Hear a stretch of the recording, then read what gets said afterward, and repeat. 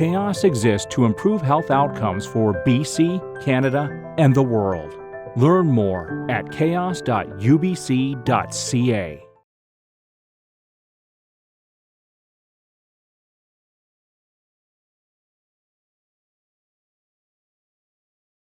Well, I'm Sabrina Gill. I'm one of the endocrinologists here at St. Paul's Hospital, and it's a privilege to introduce our speaker, Dr. Shirin Kalyan.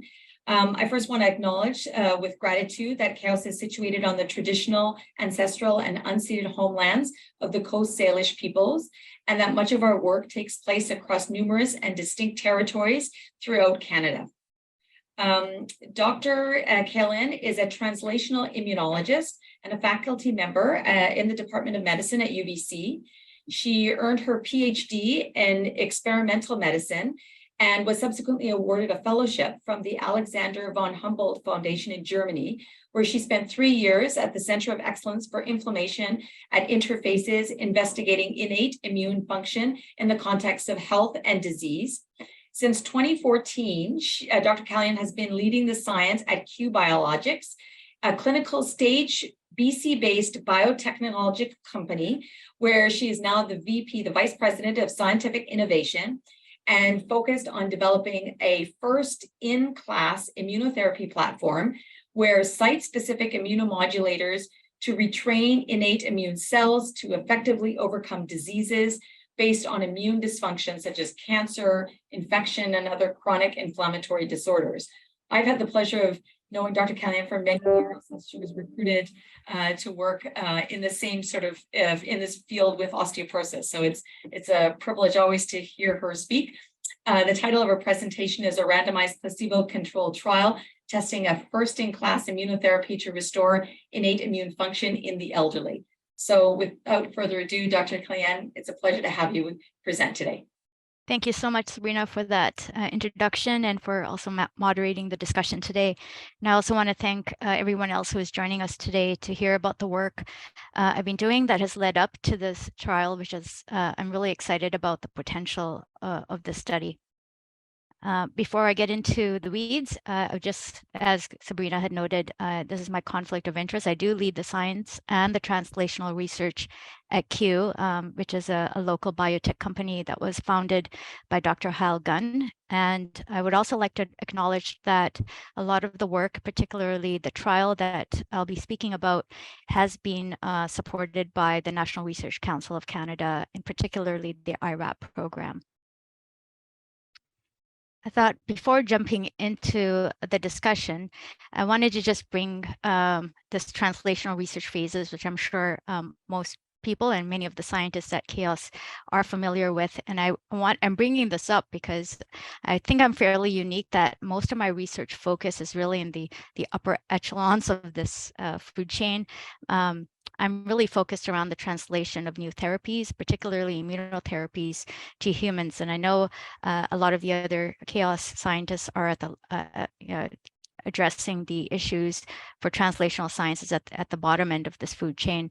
But this food chain is circular, and we're all looking at finding new ways and using science to improve health outcomes. So with that, I'm giving a overview of the discussion today. I'll bring everyone up to speed and put everyone on the same page in respect to innate immunity, as that is central to understanding the immunotherapy and the approach we're taking. And I'll be describing the platform and its mechanism of action in the beginning, and how we have actually 2 clinical trials in place currently, and how it's being applied to address important unmet clinical needs that actually don't have a solution currently. And then I will discuss the ISO-1 resilience trial. ISO-1 stands for immunosenescence. I'll talk about its study design and the outcomes we'll be looking at, and some of our anticipated challenges. And this is where I really welcome feedback. I hope it's an engaging discussion, because we know doing trials in the, especially in the cohort we're looking at, can be challenging. So the innate immune system is really a first line of defense. It probably doesn't get as much attention as the adaptive immune system. I believe most of our immunotherapies for a long time, at least up until recently, has been targeting the function of the adaptive immune system, which is characterized by the antigen-specific T cells and B cells that generate antibodies. But here on the left-hand side, you see this graph that's really speaking to the essentialness of our innate immune system. It's our oldest and most conserved part of the immune system, and you can do okay without an adaptive immune system. In fact, many organisms, such as plants and invertebrates, actually lack an adaptive immune system. But if you lacked an innate immune system, you'd be in trouble. It is really the first responders for any kind of stress, whether it be infectious or non-infectious in nature. And the cells that make up the the innate immune system are abundant. They're far more than those that make up the adaptive immune system. And I think it's part of this complexity that has made the adaptive immune system an easier target for therapies. It is known to be specific, and it is also easier to understand.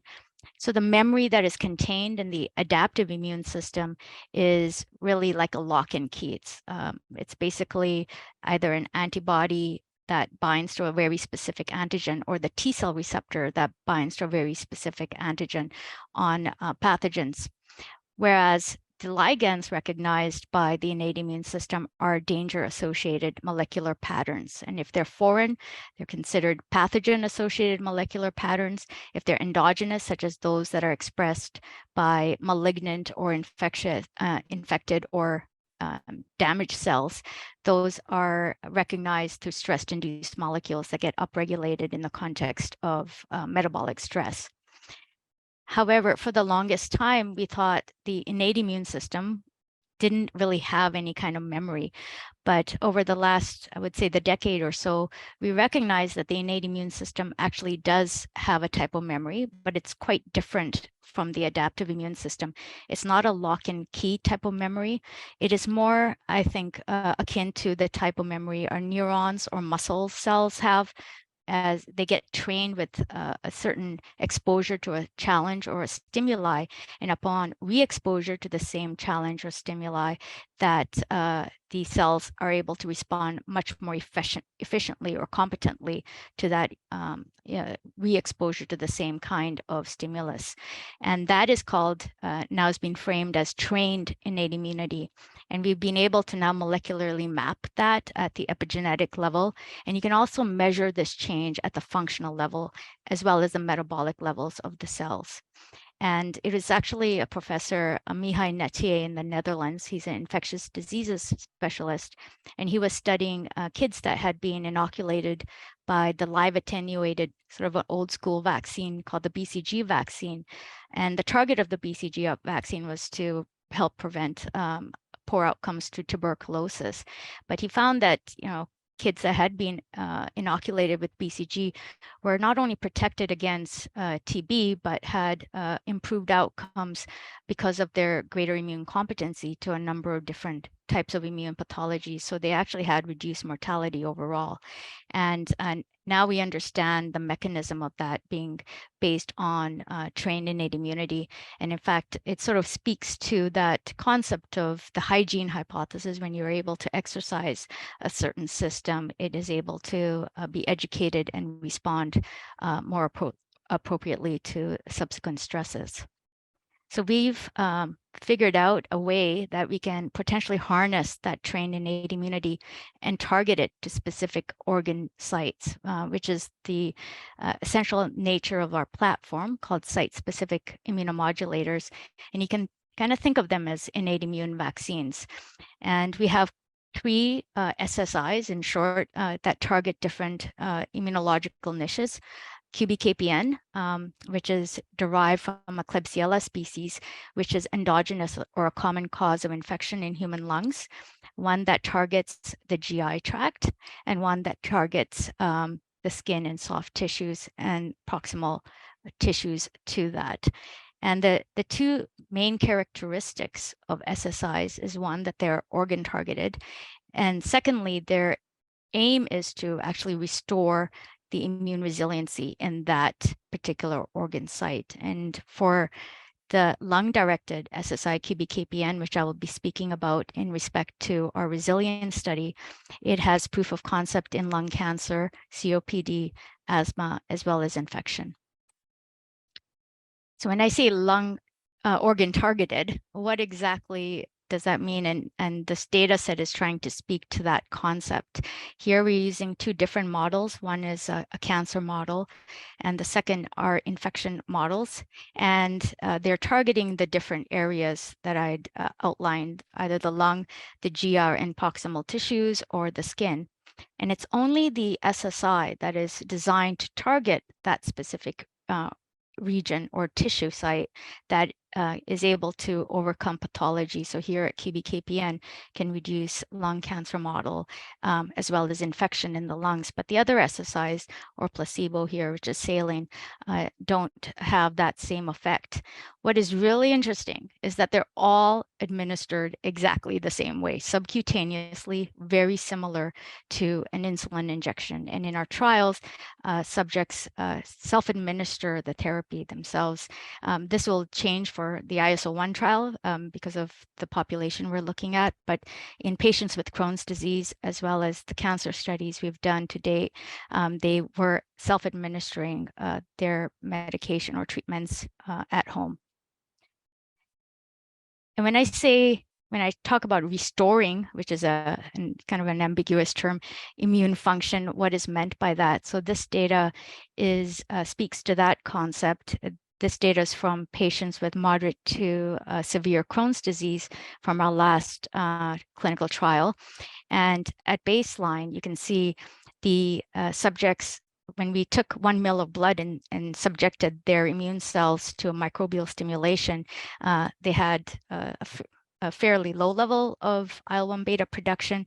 And after 16 weeks of treatment, we did the same test again, and they had markedly improved in their IL-1 beta production. And the same was seen with GM-CSF, which is helpful to induce myelopoiesis.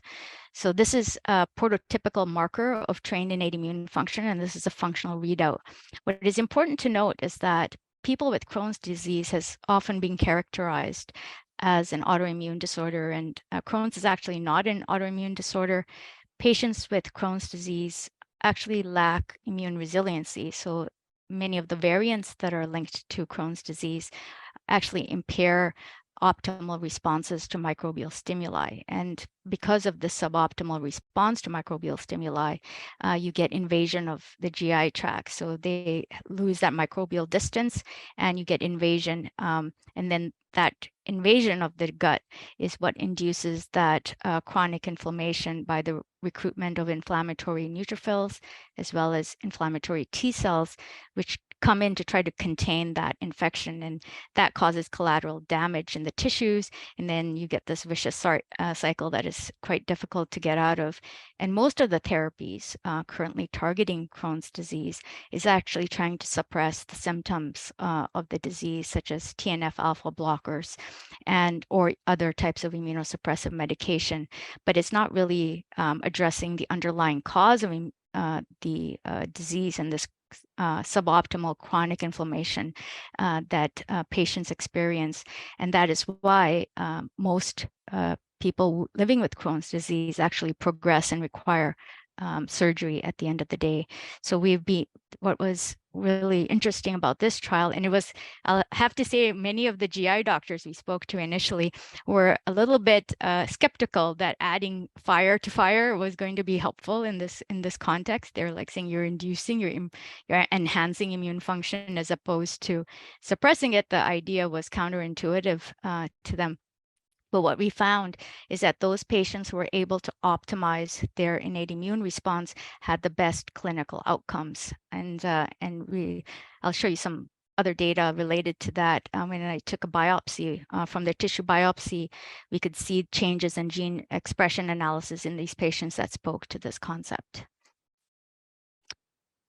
So this is it's a hairy slide, but I will try to summarize as succinctly as I can the mechanism of action. This has been published, but essentially what we're trying to do is here when we subcutaneously inject the SSI, as opposed to taking orally, which wouldn't really do anything because it wouldn't be perceived as a threat. You have to subcutaneously inject it because the immune system perceives this as a breach of a number of barriers. It won't be expecting to see that type of microbe in the skin, and it initiates a number of cascades that occur upon subcutaneous injection. So one of the first things that happen is it induces myelopoiesis in the bone marrow. And these new immune cells that are being made in the bone marrow are actually trained and functionally different from immune cells that are being produced under homeostatic function. So they're ready to fight a battle. The second thing that happens is that the immune system needs to figure out where is this leak coming from. And so it induces this immunosurveillance and it matches the bug to the organ site where it is most abundant, which is, I think, one of the most elegant aspects of this. It's really a neat way to target the immune effector functions to a specific tissue site. And so we get this chemokine gradient that occurs from that targeted organ where that type of bug has been seen before and is known to be in that postal code. And if we block any of these chemokines, which are basically provide a chemical gradient for the recruitment and infiltration of the armed immune cells that are coming out of the bone marrow, we can lose efficacy of this mechanism.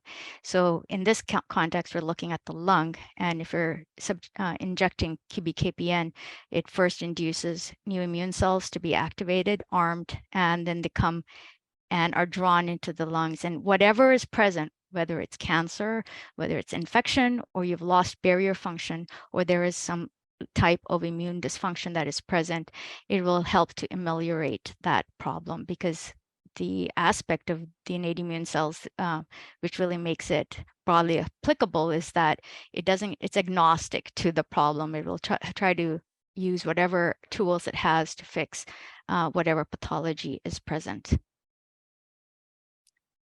From our clinical safety to date, we have a very good profile. We've done toxicology study. We have in Austria, they happen to have a program where patients can be treated on a compassionate use program, and we've treated over 254 cancer patients, as well as 16 patients with IBD or autoimmune diseases, and they've tolerated the medication very well.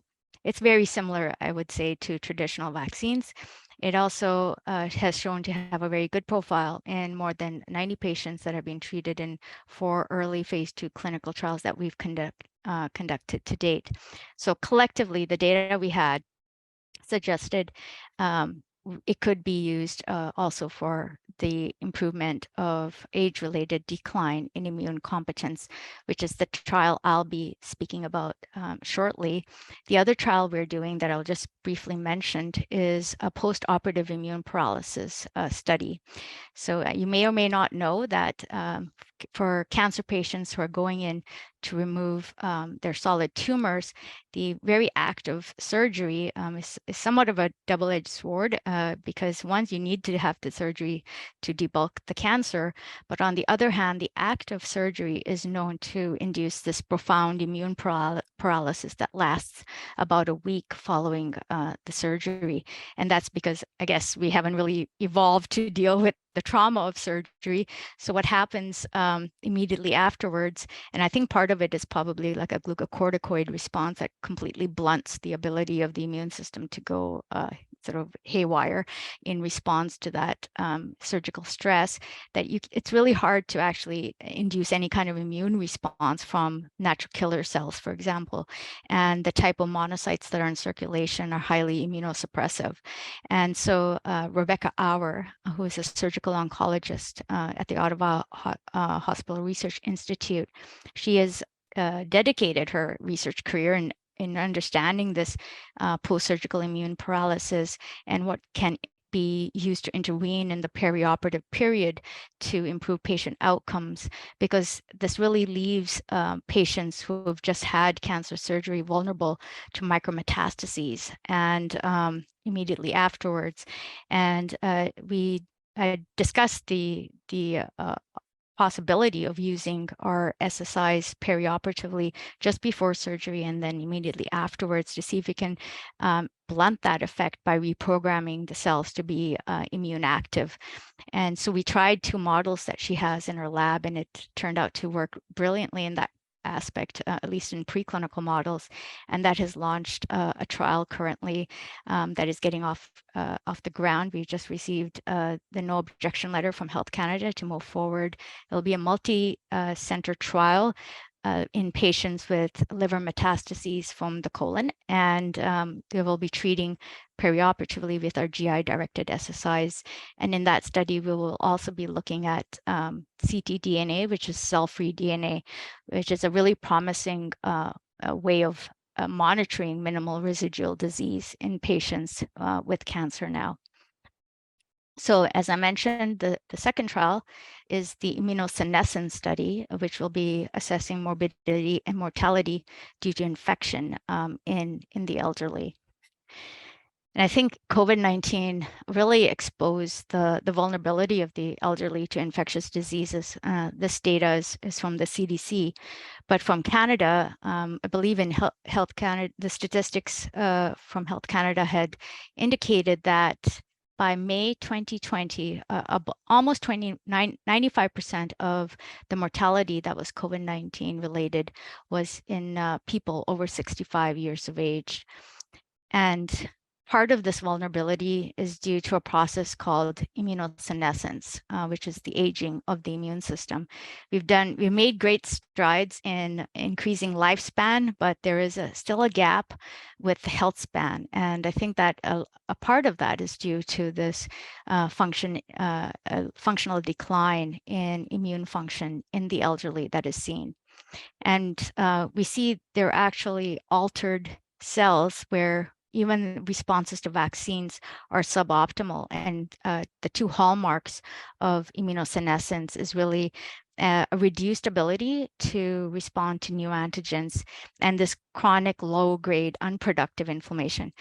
Quite, if you think about it, it's quite similar actually to what is seen in Crohn's disease, where you have this sort of chronic underlying inflammation, but it's unproductive in nature.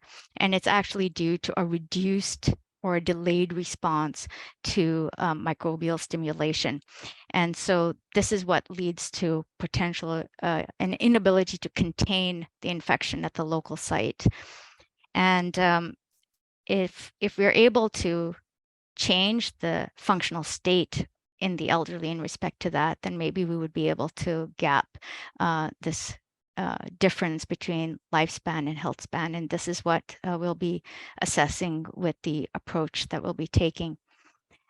Given the data we had to date with the broad applicability of using this microbial approach to target innate immune function in the lungs, we were given initially some funding from the National Research Council of Canada, and we worked with their labs, their level 2 labs, to assess whether or not we can reduce viral load specifically related to SARS-CoV-2 in a relevant model, which is the hamster model. Mice do not get COVID-19 and aren't susceptible to SARS-CoV-2 infection because they lack the same receptor that we have. But hamsters are able to be infected, but they clear it fairly well. But even in that context, we were able to see that QBKPN treatment did reduce live viral titers in the lungs. We also tested another virus that is relevant to humans, which is the H1N1 influenza, and which do infect mice, and we were able to show the same thing.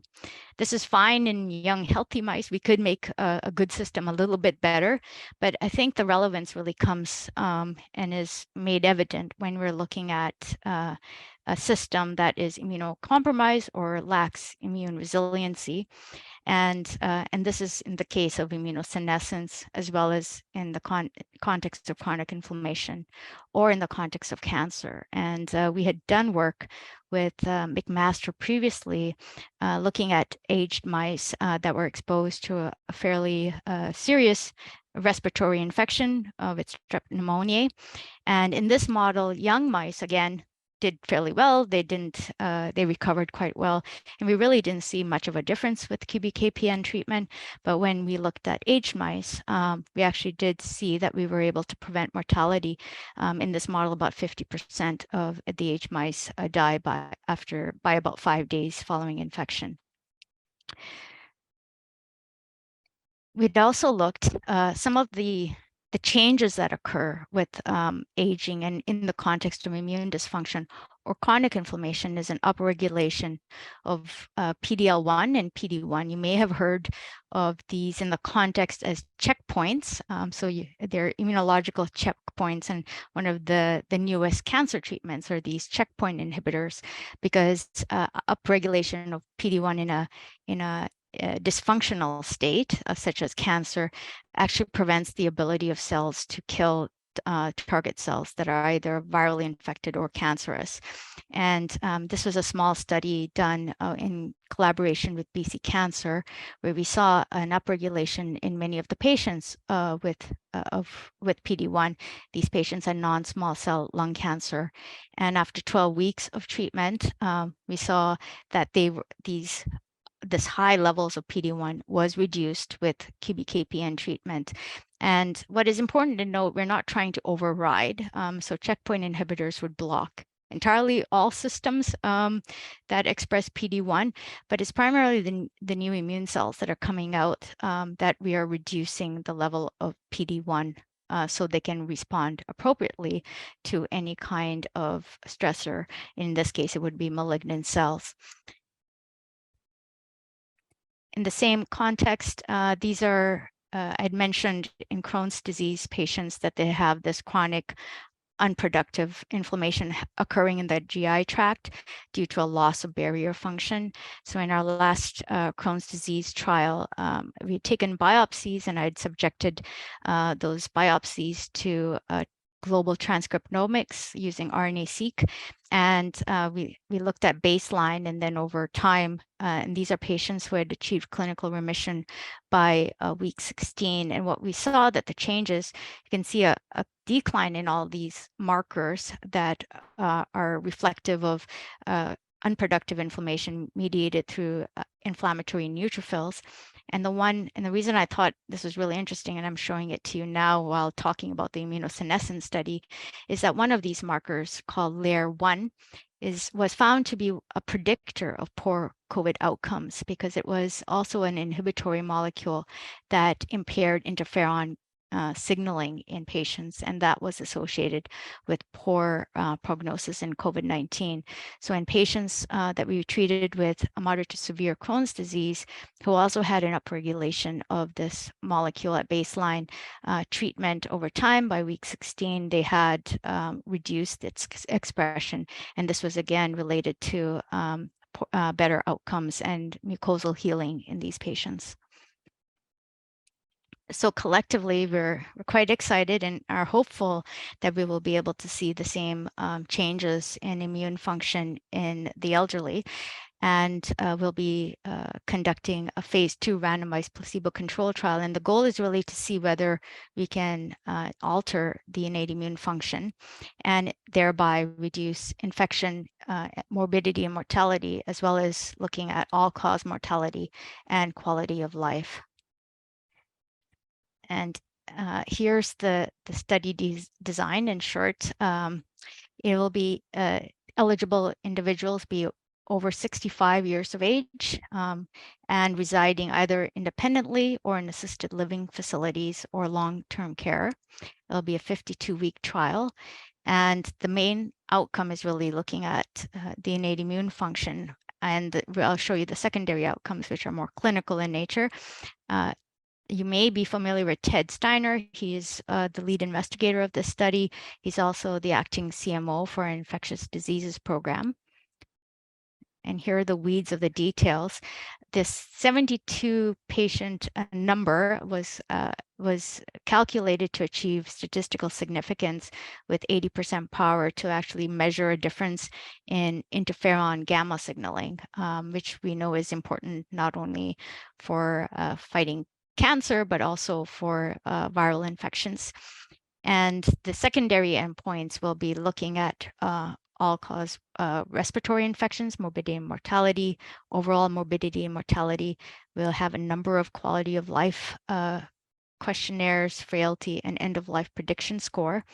We have an aggressive recruitment timeline of 3 months, and the treatment period is 16 weeks, and then we will have 36 weeks of monitoring.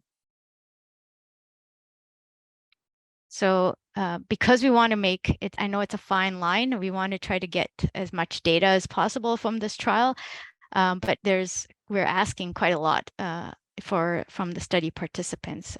They have to commit to a 1-year study, and then the treatment, which is 3 times a week, will be provided by the study nurse, who will be visiting participants at their home if they're not at a facility already. There is 8 time points in which we'll be collecting blood samples, and then we have a number of questionnaires that will be conducted at 4 different time points: baseline, weeks 4, 16, and 26.